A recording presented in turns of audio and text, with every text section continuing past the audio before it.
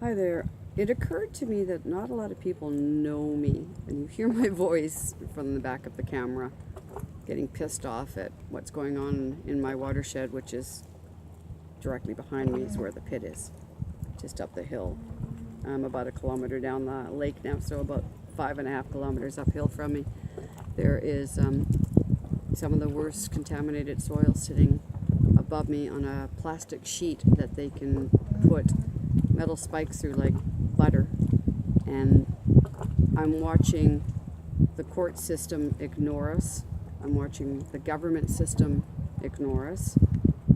I'm watching these bozos laugh at me while I'm standing outside the pit, filming them doing their bozo-ish things and being threatened with legal lawsuits, slap suits, and etc., etc. I already have an injunction against me. I already have a $400,000 slap suit with a bunch of other people against me. I already have a don't go to the Malahat band against me because, well, I get in the way of Malahat LNG. That's my Monday job. But the rest of the week, I watch those guys. Most of the people on this lake, they have no idea that those guys, the elephant in the room, are sitting up there laughing at us. And if they're not sitting up there laughing at us, they're sitting on their wharves over there by the galley marina with this little aqua car laughing at us because nobody's watching them except us. Government lets them do whatever they want. Court systems let them do what they want. It's kind of, we're kind of stuck. So what do? I go up there and I take as many videos of them and make fun of them as much as I can because, well, that's how I get my jollies. I yell facts at them.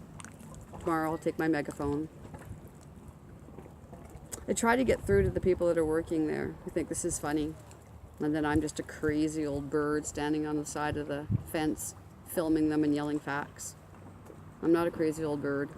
I've spent 60 plus days in courtrooms. 2 of them for myself and the injunction.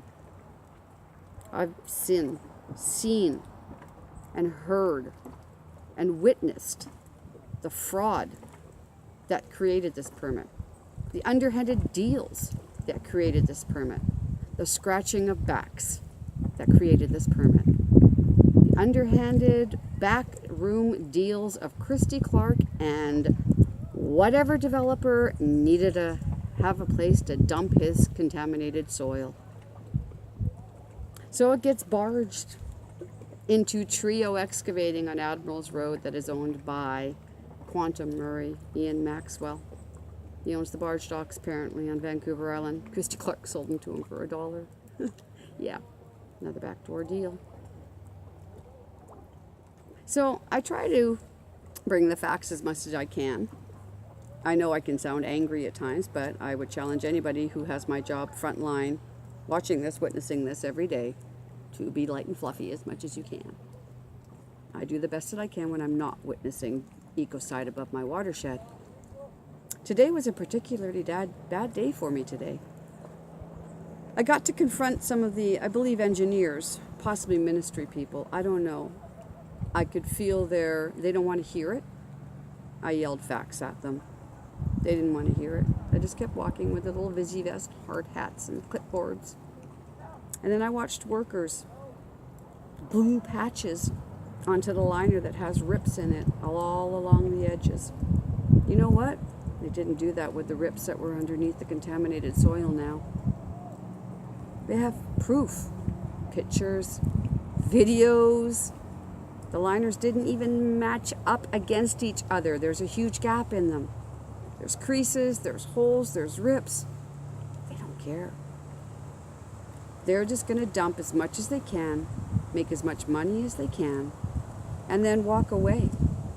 Because South Island Resource Management, the new name that SIA gave them, which is Todd Mazook, Raymond Lamb, and Gary Isaacson, they also own a company called Altera. And Altera Construction is owned by Todd Mazook, Gary Isaacson, Raymond Lamb. Altera has all of the assets in its name. All of it. South Island Resource Management says they're the operators. That's a lie. Everybody that's doing anything there is paid by Alterra. The tent, paid by Alterra. The liners, paid by Alterra. Everything is Alterra's name. But for some reason, SIRM is the one with the lawyers in court with us in our bylaw case, which we won, by the way, which says that you can't have a landfill in a forested area.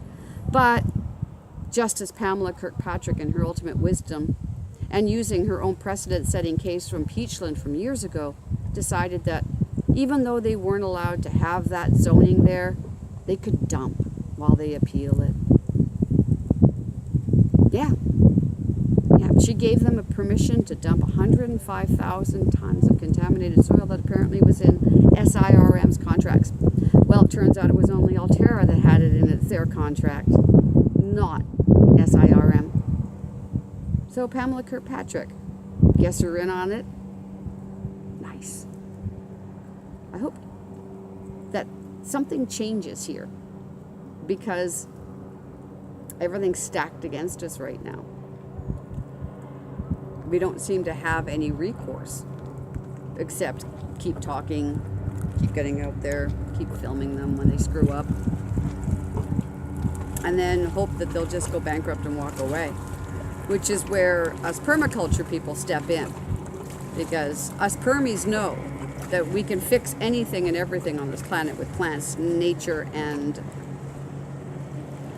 enzymes and mushrooms. So I have to concentrate on the solutions in order to get through this problem, because if I didn't, I'd go freaking crazy. So I build floating gardens. Here, I'll show you a floating garden. See? Those are my floating gardens. Just some of them. I've got a little floating wetland right behind me. See? Just down below there in the corner. Right there. Right there, down there. There's a little floating garden. Sorry, just repositioning here. So I build these little gardens that have cattails, grasses, skunk cabbage, comfrey, hardack, the natural grasses along the shoreline, ferns, reeds, all the things that grow along a natural shoreline in order to keep the water clean. So I'm building these, hopefully en masse, so that I can moor them in front of the toxic soil entrance to the lake, which is the South End Creek. We have to do something to stop the trucks from rolling, because they're not going to be stopped by our government. They're not going to be stopped by the RCMP. In fact, they'll be escorted by them. And they won't be stopped by people saying no anymore, because if we do, we get arrested. Yeah, pretty much stacked against us right now. So the only thing that we can do is boycott the companies that are working with these guys, which would be Wayne's Trucking, Weeby Trucking, Coastal Trucking, Axle Trucking. There's a whole bunch of them. They're all in cahoots. So, what do? Well, we build as many floating wetlands as we can and moor them around the edge of the lake in order to combat the toxins that are dripping into the lake right now through the toxic soil. We stop moving trucks of toxic soil into our community. We put bunker bags of mushrooms with oyster mushrooms around the base of the areas that are leaking. Please watch this video called 6 Mushrooms Can Save the World. I'll see if I can figure out how to put a link on the bottom of my YouTube video here. But I've been working with oyster mushrooms for a while now, and they seem to be the only thing that give me hope right now as far as combating what's coming down the hill at me. A lot of people just don't want to know about this because, well, it's pretty depressing. And I get that, because God knows being up there nearly on a daily basis is really hard on my heart. But I keep doing it because I need you people to see this, and I need you to understand that we have to stop this, we have to work together, and we have to move in a direction of bioremediation immediately, before the rains hit. So August, September, we should be doing things with mushrooms if we can to get them ready for October. So that's enough for now. I'll talk to you later.